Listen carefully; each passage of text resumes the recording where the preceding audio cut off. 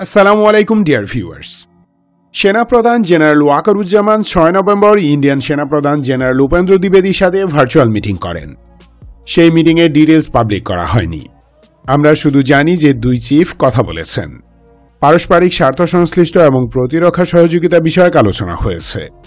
By the way, আমরা স্পষ্ট দেখতে পাচ্ছি ডান্ডিয়া আমাদের নিয়মিত রক্তাক্ত করেই যাচ্ছে। বাংলাদেশ ও তার মুসলিম জনগোষ্ঠীর প্রতি দিল্লির চরম জিঘাংসা এবং হিংস্র মানসিকতা এখন আর গোপন কিছু না। আর স্বার্থের কথা বলতে হয় হাসিনা নিজের টিকট খুলে উদম করে দিয়েছিল, সেই সাথে আমাদেরটাও। সেখানে বাংলাদেশের কোনো স্বার্থ ছিল না। ডান্ডিয়া যে আমাদের কেবল শোষণই করেছে এবং করতে চায়, এটা অস্বীকার করার কোনো উপায় নেই। আর সেই হিংস্র প্রতিপক্ষের সাথে কিসের স্বার্থ আমাদের? মিনিমাম কূটনৈতিক সম্পর্কই কি এনাফ না? সেখানে পারস্পরিক স্বার্থের আবার কি আছে? জেনারেল ওয়াকার কি এসব বোঝেন না? অবশ্যই বোঝেন। তবে তিনি বুঝেও কেন দিল্লির লেজ হয়ে বাতাসে নড়ছেন কারণ তিনি দিল্লিরই পালতু। ৫ অগাস্টে তিনি টের পেয়েছিলেন যে হাত পা গুটিয়ে না রাখলে উনারও পাছা লাল হয়ে যাবে। তাই চুপ ছিলেন আর হাসিনাকে নিরাপদে বাঁচিয়ে দিয়েছেন। যাই হোক, তিনি একের পর এক ইন্ডিয়ান ডিরেকশন বাস্তবায়ন করছেন। এর মাঝে অন্যতম ভয়ঙ্কর একটি পদক্ষেপ হল সদ্যবিগত আর্মি প্রমোশন বোর্ডে দিল্লির প্রেসক্রিপশন বাস্তবায়ন করা। এবং কেন এটি ভয়ঙ্কর তা জানতে হলে ভিডিওটি পুরো দেখতে হবে। আশা করি শেষ পর্যন্ত দেখবেন।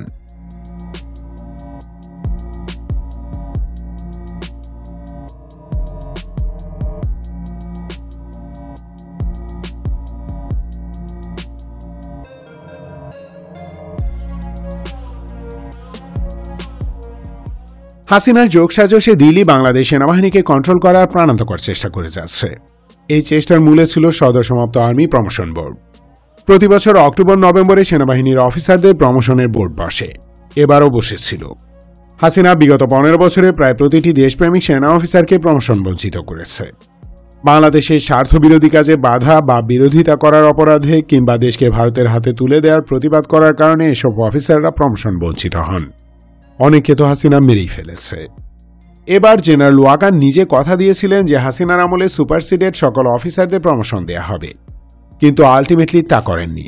প্রায় ২০০ অফিসার সুপারসিডেড ছিলেন। অ্যাকচুয়াল সংখ্যাটা কম বেশি হতে পারে।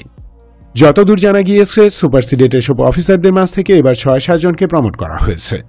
বাকিরা হাসিনার আমলের মতোই বঞ্চিত রয়ে গেছেন।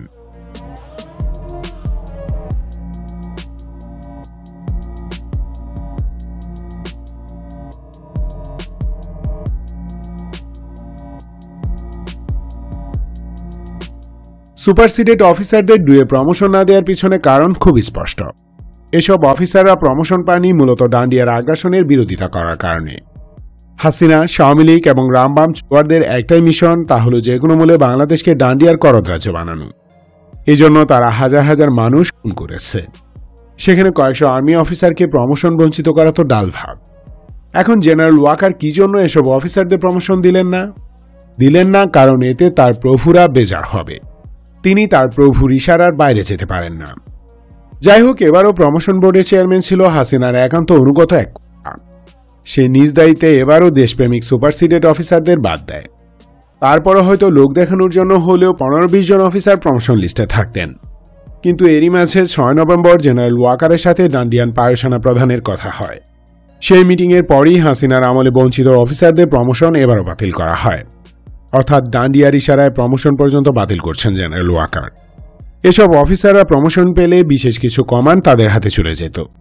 এর মাঝে ঢাকাস্থ 46 ব্রিগেড, সাভারের ৯ম পদাতিক ডিভিশন, যশোরের 55 ডিভিশন, রাজেন্দ্রপুর ও মোমেনশাহী ক্যান্টনমেন্টে অবস্থিত বিভিন্ন unit, DGFI, NSI, military intelligence সহ সিরিয়াসলি ইম্পর্টেন্ট অনেকগুলো আর্মি ইউনিটের কমান্ড চলে যেত সেসব অফিসারের হাতে। হাসিনার ভাতার ডান্ডিয়া এবং আওয়ামী লীগের জন্য এটা কিছুতেই মঙ্গলজনক হতো না। শুধুমাত্র দেশপ্রেমিক হবার কারণে ম্যাক্সিমাম অফিসার প্রমোশন বঞ্চিত হয়েছেন। অনেকের আত্মীয় স্বজনদের কেউ বিএনপি অথবা জামায়াতের রাজনীতির সাথে জড়িত ছিলেন বলে বছরের পর বছর প্রমোশন পাননি। তাদের মনে ক্ষোভ আছে। প্রমোশন পেয়ে তারা যদি এসব কমান্ড পেয়ে যেতেন, তাহলে তারা তাদের কমান্ডিং পজিশন ইউজ করে আওয়ামী লীগ, শেখ পরিবার এবং ডান্ডিয়ার দিয়ে আনক্লিন ব্যাম্বো প্রবেশ করাতেন। শেখ মাফিয়া ফ্যামিলি এবং খুনি দল আওয়ামী লীগকে চিরতরে কবর দিতেন। এটা ডান্ডিয়ার জন্য চূড়ান্ত পরাজয়। তারা সহজে এই পরাজয় মেনে নিতে পারছে না। তাই তারা তাদের পালতু জেনারেল ওয়াকারকে প্রেসারাইজ করে তাদের স্বার্থ হাসিলের সর্বোচ্চ চেষ্টা চালিয়ে যাচ্ছে। এসব অফিসার যদি যৌথ অভিযানে যেতে পারে তবে আওয়ামী লীগের একটা কিটকেও জীবন্ত ছাড়বে না। আর জেনারেল ওয়াকার নিজ দায়িত্বে আওয়ামী খুনিদের নিরাপত্তা দিয়েছেন, নিরাপদের ডান্ডিয়া পাচার করে দিয়েছেন। বাই দ্য ওয়ে, আরেকটি যুদ্ধের জন্য প্রিপারেশন নিন, অথবা চিরতরে ডান্ডিয়ার অঙ্গরাজ্য হবার প্রস্তুতি নিন। ধন্যবাদ ভিডিওটি শেষ পর্যন্ত দেখার জন্য। সতর্ক ও সুস্থ থাকুন, দেশকে ভালোবাসুন। ডান্ডিয়ার জন্মা, প্রথম আলো ও ডেইলি স্টার বর্জন করুন। বাংলাদেশ চিরজীবী হোক।